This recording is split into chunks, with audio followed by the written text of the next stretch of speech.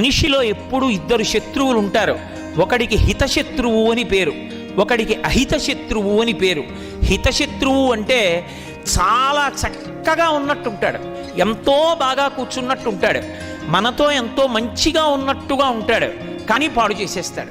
మీరు చూడండి, పిల్లలు, ఎంతోమంది పిల్లలు నాకు తెలుసు, వాళ్ళు కష్టపడి చదువుకునేటటువంటి మనస్తత్వం ఉన్నవాళ్ళు, కానీ ఏదో ఈ ఒక్క ఓవరు చూసి మేము చదువుకుందాం అనుకుంటారు. కానీ ఒకసారి చూడ్డానికి వెడితే రాత్రి 11 వరకు టీవీ ముందు ఉండిపోతాడు. అప్పటికది సంతోషాన్ని కల్పిస్తున్నట్లుగా ఉంటుంది, కానీ ఒకసారి కాలం కాని వెళ్ళిపోయిందా ఇక మళ్ళీ తిరిగి రాదు. ఆ వ్యక్తి ఆ కాలమునందు సక్రమంగా చదువుకోని కారణం చేత వెనక్కి వెళ్ళిపోతాడు.